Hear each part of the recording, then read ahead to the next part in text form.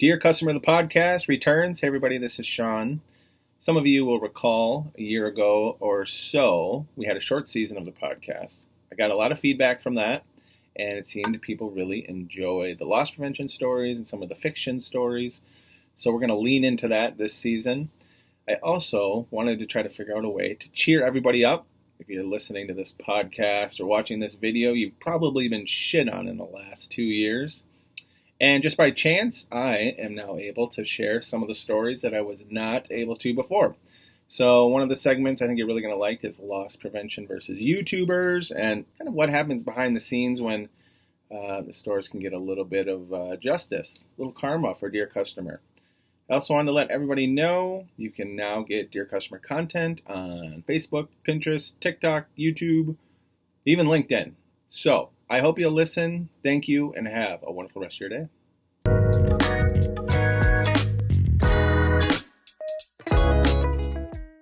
Loss Prevention versus YouTubers, Episode 1. This is one of my favorite stories. I like the ending. So, quick note, what is loss prevention? Stores pay a team of men and women to catch shoplifters, catch employees stealing, running out drug addicts, prostitutes, homeless people, perverts. I guess overall keep an eye on store safety, things in the parking lot, outside. A good loss prevention person watches 1,000 to 10,000 to 50,000 people shop in their store, so you know what a normal person looks like shopping. And our job is to find the ones who aren't shopping normally and to figure out what they're doing. Shoplifting, stealing. So within the last couple of years, a big thing is for people to come into the store and kind of fuck around with employees and customers. And so I wanted to share a few of the stories of us fucking around with them.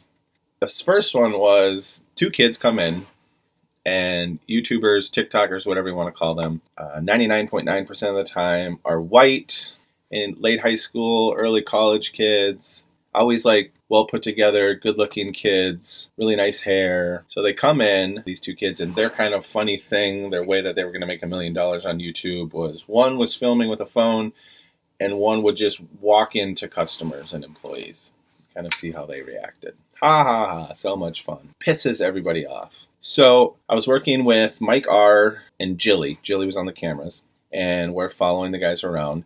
And Mike R. and I go to the floor. We're following the guy who's wandering into people. The 2 kind of had separated, and they would come back together and then separate, kind of looking for potential targets. So the kid was wearing really short basketball shorts and a t-shirt, tennis shoes. I could see in one pocket he had his phone, and the other pocket he had a wallet. Dear customer, if you're going to fuck around in a store, don't bring your wallet. So we follow him around, and we're waiting for the perfect moment to run into him. That was what we were going to do. We were going to do what he was doing to everybody else, except Mike wanted to fucking level him and smash him into the side of the thing. I was trying to get him to tone down. Mike R. and Jilly are fucking nuts. We'll go over that in a later episode. But they're fun to work with. So we finally get the kid in an aisle. We're walking towards him, and we both bump into him. And one thing I should note is when you're in loss prevention for a long time, you get really quick hands for lots of different reasons that we'll get into in later episodes too. But I pickpocketed him. I got his wallet. He had no idea. We bump into him. Oh, sorry. Mike thankfully didn't smash into the to the wall. So we skied at. I've got his wallet. We get out of there. He's kind of like, that was my gig. What the hell just happened? We get back to the office. Got his wallet. Go through his wallet. He's got $7 cash.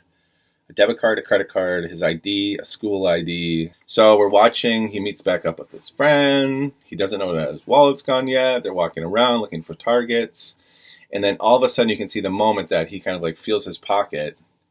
Wallet's gone. So they kind of look in one aisle, not the aisle that we were in with him, but they immediately go to the cashier and ask and say that they lost their wallet. So the cashier sends them to customer service.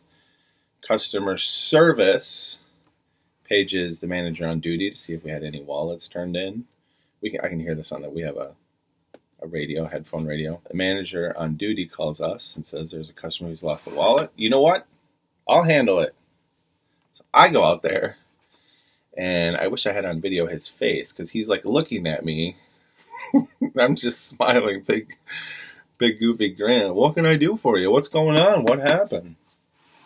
And he knows me, but he has not put it together that I'm the one that ran into him. I don't know how. It was literally like 5 minutes before. So I proceed to fuck with the kid and name every detail about the wallet. So his wallet was black, and then it had duct tape on like 3/4 of it. So you lost the wallet, huh? Yeah. Was it black? Yeah. Did it have anything else on it? Yeah. Duct tape. Duct tape. Was it purple duct tape? Yeah. Yeah. What was purple duct tape? Okay. Okay. Good. Did you have any cash in it? Would you have more or less than $7 cash? And he's like, I think less, or maybe right around there. Now, normally, when a regular customer loses a wallet in the store, and I help them find it, I don't ask them what's in it or name everything in it. So I'm fucking around with him for like, this is going on for a while. And I'm like, well, what were you buying? Let's head over to the register. I bet it's right there. I didn't buy anything. Well, what did you come in to buy? What are you here for? We were just walking around. Who's we? Maybe your friend has your wallet. His friend, Jilly had told me, had already left as soon as I came out. So we're walking around, and I'm like, do you think it's over here? Do you think it's in there? I hope nobody gets a hold of that debit card or your credit card. Was it a Chase credit card? You had that in there? Yeah. Just keep poking him about what's in the wallet. We are walking through kind of the thing, and I'm like, so you were here. I'm like, I've got people in the office. We've got cameras all over here. I'll just have them trace you back where you were, and then we'll find the wallet. He's like, okay. He knows that's a fucking bad idea for, he's walking around running into people. And I asked him, I'm like, were you near anybody? People can pickpocket you these days. And he's like, no, not really, no. So I'm like, they're watching the video now. Okay, you're going there. Okay, you're in.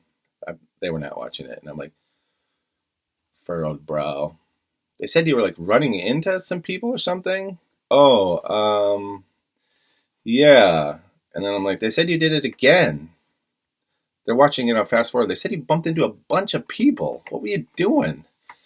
And then he said what every prankster in the store, shoplifter, said, that somebody dared him to do it. I'm like, well, whoever dared you to do that wasn't a very good friend, were they? Probably one of those people took your wallet. You really shouldn't get that close to people in this day and age, because we're in the middle of a pandemic, too. Oh, yeah, yeah. So we're standing there, and then I was like, you know what? Give me your name and number, and if we find your wallet, I'll call you. We'll give it to you. He's like, okay. He did not want to do that, and he gave me a fake name and number because I knew who he was.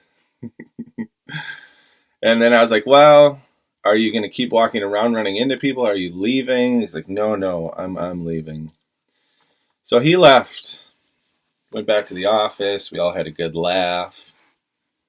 We wrote down the car, took a picture of it, printed it out, so if they came back, we'd know who they were. And the best part of it was, for me, and you're probably wondering what we did with the wallet, threw it in the garbage. Never gave it back to him.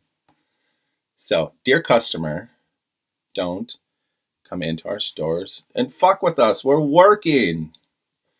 The store's not your playground to make these stupid videos. Do it somewhere else.